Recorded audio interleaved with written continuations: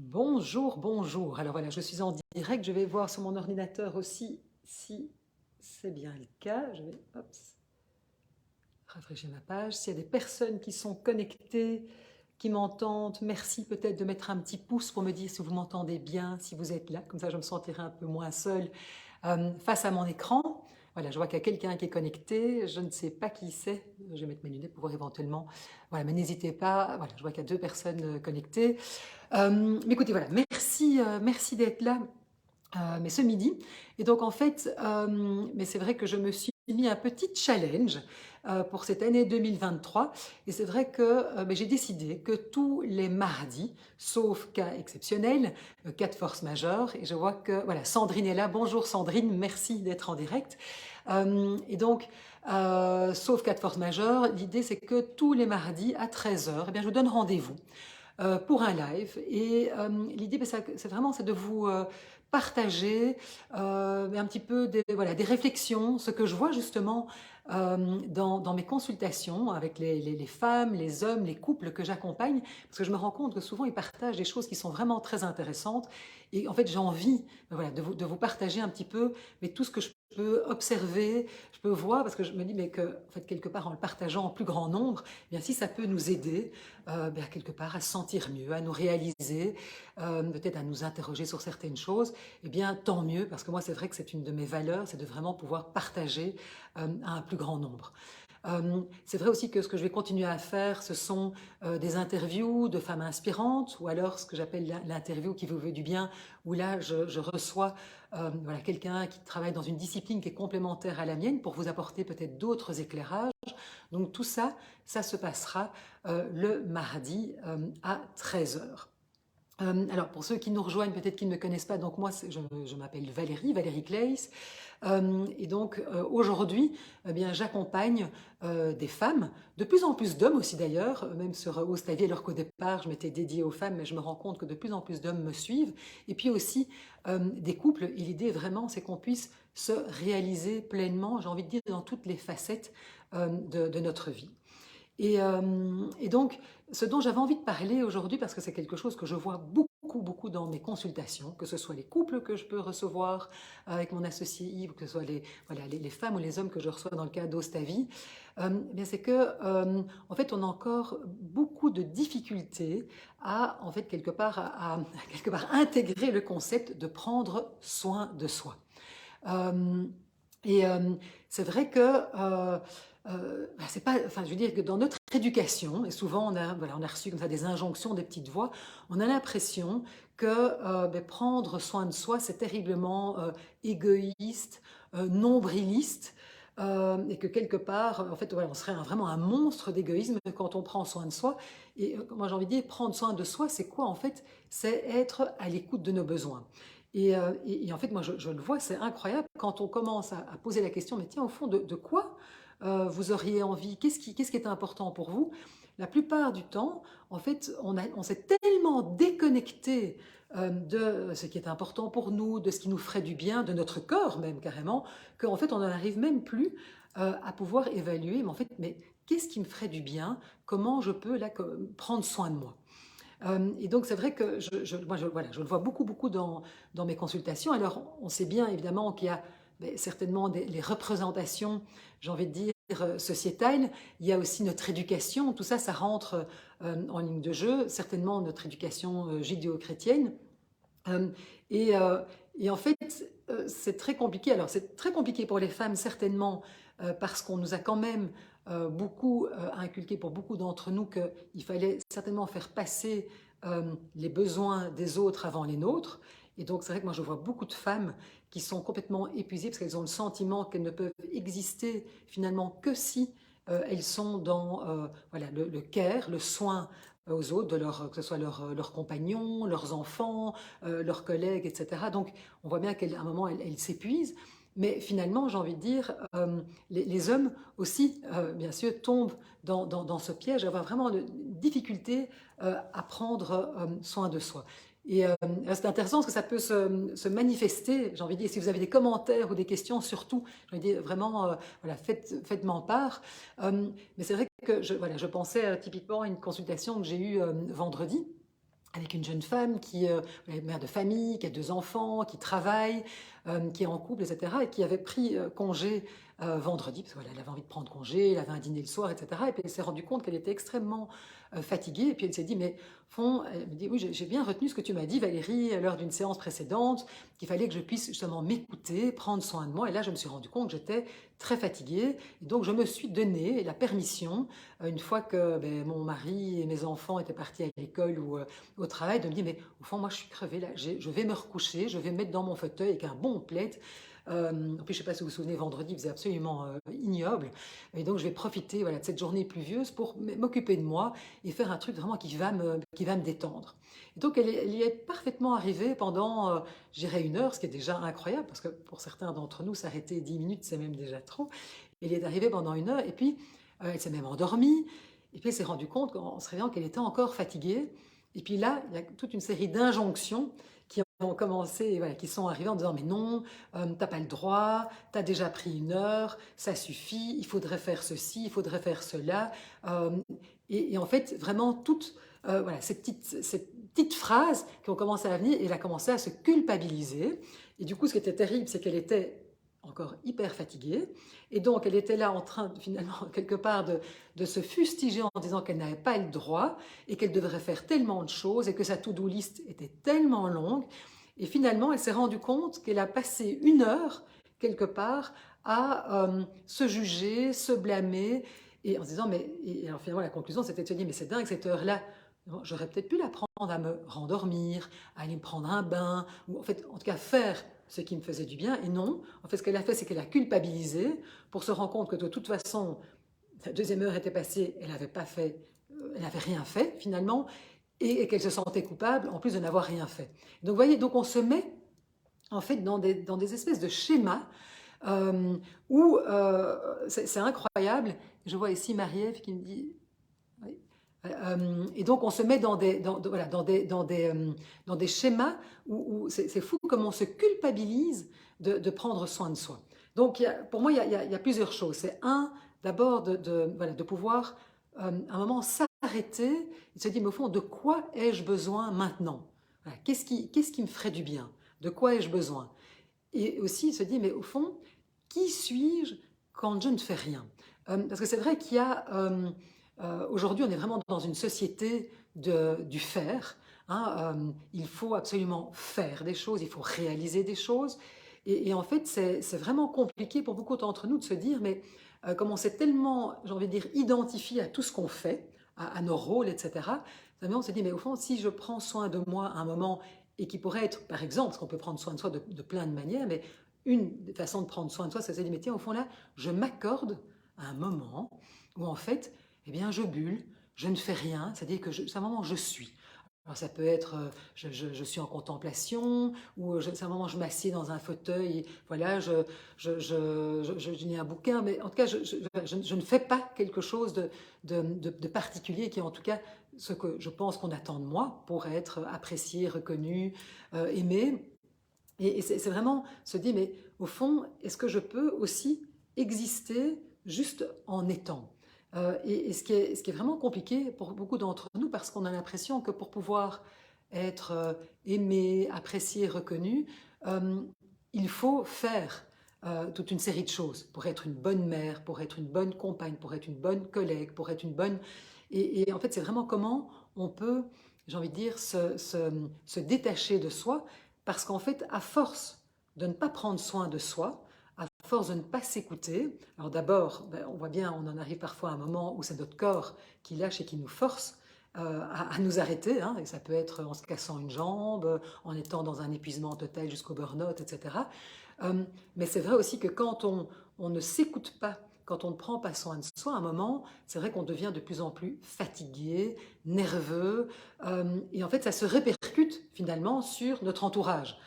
Et moi, je le vois, et je sais, je peux en parler d'autant plus facilement que c'est vraiment un schéma dans lequel j'ai pu m'inscrire pendant des années.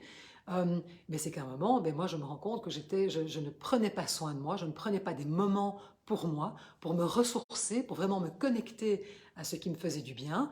Et puis du coup, qu'est-ce qui se passe? Je devenais irritable, je pouvais commencer, je sais pas moi, à crier sur mes enfants, à être désagréable, à aussi être dans du reproche, c'est-à-dire à partir du moment, enfin, finalement je reprochais quelque part à l'autre ou aux autres de ne peut-être pas prendre soin de moi, mais j'ai envie de dire quelque part ce n'était que le reflet du peu de soin de moi que je prenais. Et donc, vous voyez, on se met finalement dans des schémas qui sont vraiment délétères et qui nous abîment. Et donc, ce que j'ai envie de dire, c'est que quelque part, prendre soin de soi. Alors oui, je sais bien, on va peut-être arriver en disant, oui, ça c'est nouveau, des espèces de concepts un peu New Age, complètement de développement personnel, qui sont terriblement égoïstes, et parfois on résiste à ça. Euh, mais alors de nouveau, c'est vrai que l'idée, c'est pas de devenir des monstres d'égoïsme qui ne tenons plus compte de personne, évidemment. C'est pas du tout ça mon propos. Mon propos, c'est vraiment de prendre des moments de pause pour pouvoir s'écouter et de vraiment se connecter à soi, de se dire, mais au fond, là, de quoi j'ai besoin? Et alors, c'est peut-être pas toujours possible de tout de suite pouvoir répondre à son besoin. On peut aussi répondre à un besoin de manière différée, mais en tout cas, se dire, qu'est-ce que je peux mettre en place voilà, dans ma vie pour quelque part beaucoup plus me respecter, parce que je me rends compte qu'en faisant ça, en me donnant cette permission, ben d'abord je vais être beaucoup mieux avec moi-même, mais surtout je vais être beaucoup plus agréable aussi pour mon entourage. Alors je vois qu'il y a quelqu'un qui me met un petit... voilà, Patrick dit, certains hommes n'ont pas échappé à ces injonctions, à fortiori si renforcées par une profession du care. Exactement, tout à fait d'accord avec toi, Patrick. C'est vraiment et complètement.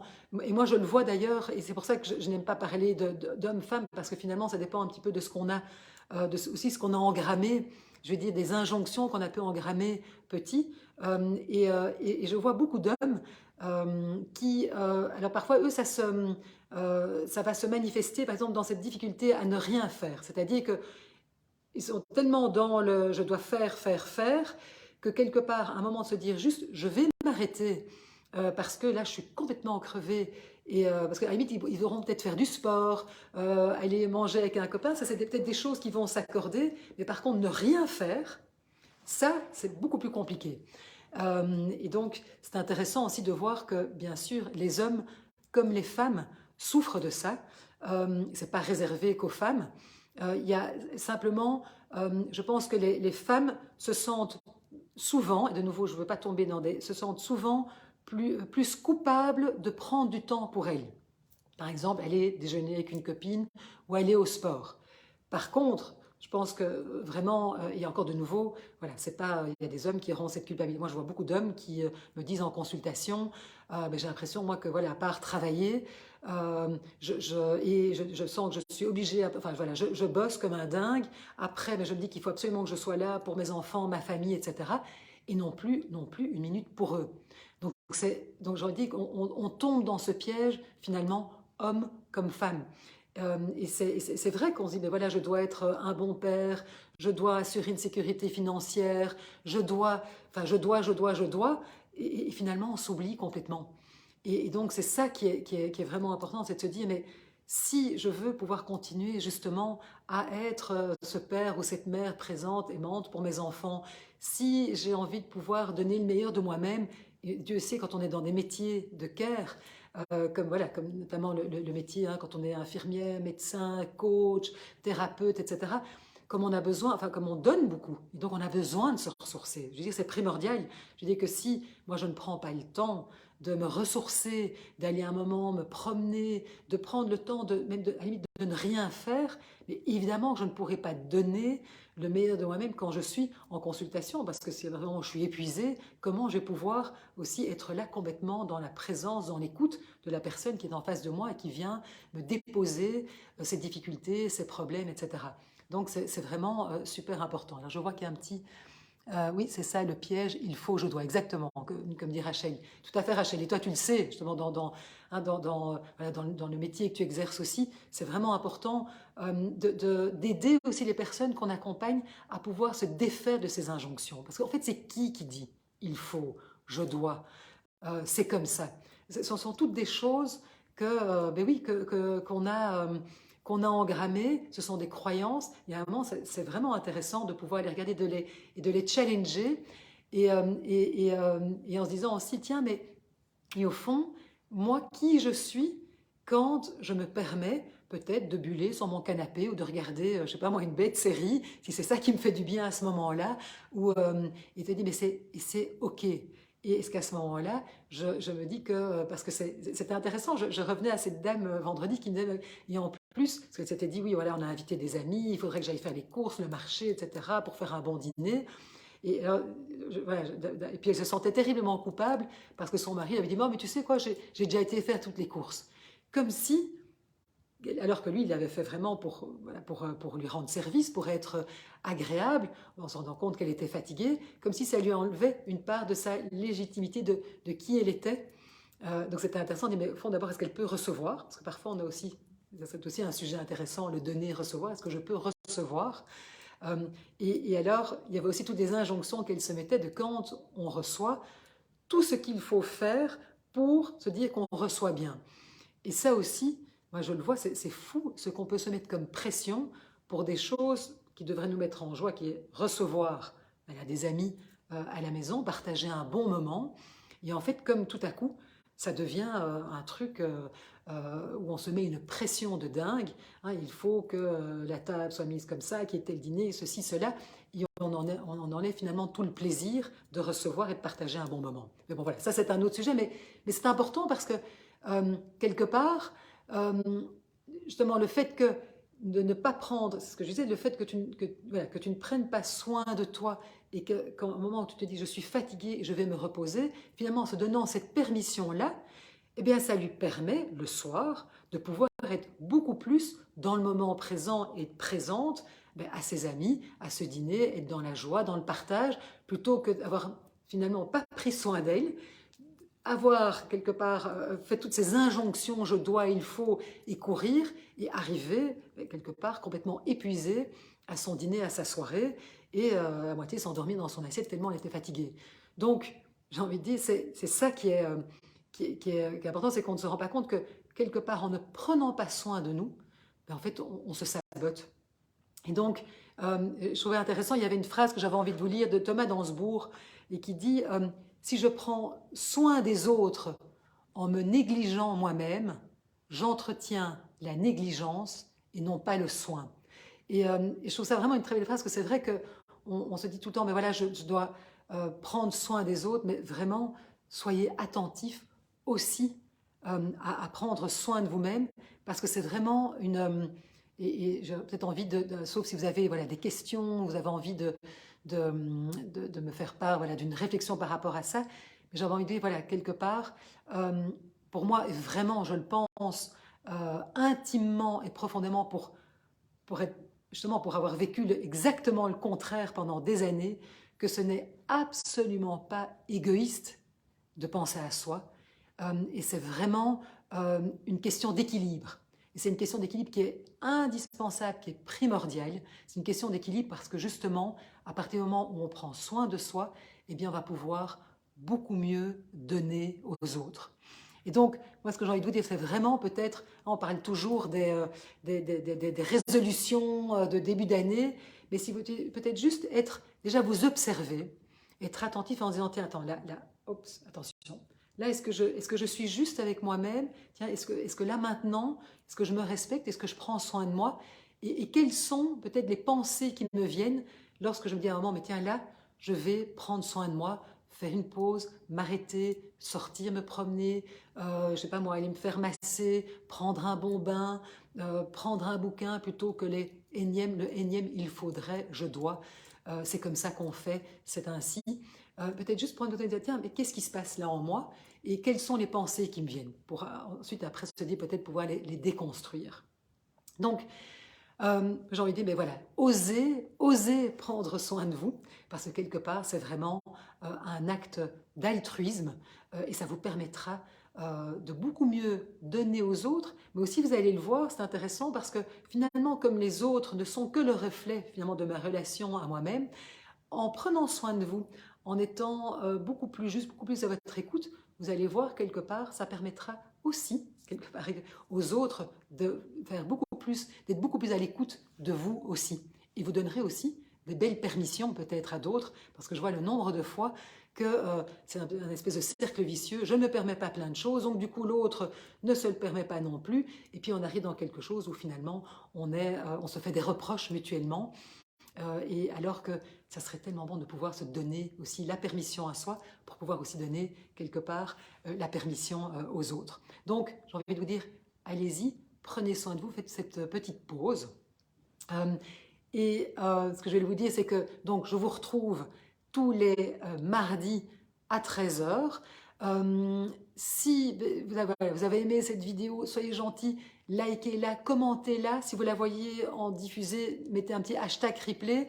Ça permettra en fait quelque part de la faire monter, je dirais, voilà, dans les vues. Parce que moi, mon objectif, c'est vraiment de pouvoir partager ce qui m'anime, partager aussi voilà, les fruits de mes réflexions, ce que je peux observer au plus grand nombre pour que voilà, ça puisse en profiter à un maximum de personnes.